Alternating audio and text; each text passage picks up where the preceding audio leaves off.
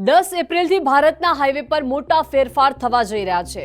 માર્ગ પરિવહન અને રાજમાર્ગ મંત્રાલય નેશનલ હાઈવે પર ટોલ ચૂકવણી, વાહન દસ્તાવેજ અને સુરક્ષાને લઈને કડક નિયમ લાગુ કરવા જઈ રહ્યું છે।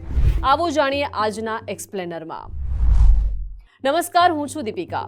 ટોલ પ્લાઝા પર આઈડી અનિવાર્ય બનશે। જી હા, હાલ બધા જ વાહન ચાલકોને ટોલ પ્લાઝા અને હાઈવે ચેકપોઇન્ટ પર આધાર, ડ્રાઇવિંગ લાયસન્સ અને પાસપોર્ટ જેવા માન્ય સરકાર ઓળખપત્ર બતાવવા જરૂરી બનશે। આઈડી ન બતાવવા પર દંડ લાગી શકે છે અથવા તો રસ્તા પર તમને રોકવામાં આવી શકે છે। તેનો ઉદ્દેશ્ય જવાબદારી વધારવાનો અને ગેરકાયદેસર પરિવહન પ્રવૃત્તિઓને રોકવાનો છે। આ સાથે જ ટોલ પ્લાઝા પર હવે રોકડ ચૂકવણી સ્વીકાર્ય નથી।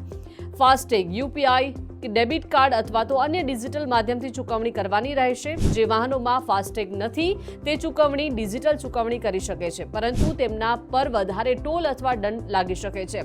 તેનો ઉદ્દેશ્ય ટ્રાફિક જામ ઓછું કરવું, વાહનોની અવરજવર ઝડપી કરવી અને રેવન્યુમાં થનારા નુકસાનને રોકવાનો છે।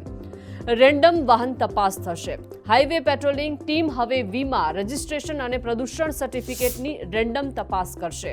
સરકારને આશા છે કે તેનાથી માત્ર માન્ય અને સુરક્ષિત વાહન જ હાઈવે પર ચાલશે અને દુર્ઘટનાઓનું જોખમ ઓછું થશે। નિયંત્રણ વધશે। ટોલ પ્લાઝા અને મુખ્ય જંકશન પર સીસીટીવી કેમેરા અને automated number plate recognition system લગાવવામાં આવશે અને આ સિસ્ટમ ડિજિટલ ચૂકવણીની સાથે જોડાઈને વાહનોની કામગીરી પર નજર રાખશે, નિયમ ઉલ્લંઘનની ઓળખ કરશે અને યોજના તેમજ નિયંત્રણ માટે ડેટા ઉપલબ્ધ કરાવશે।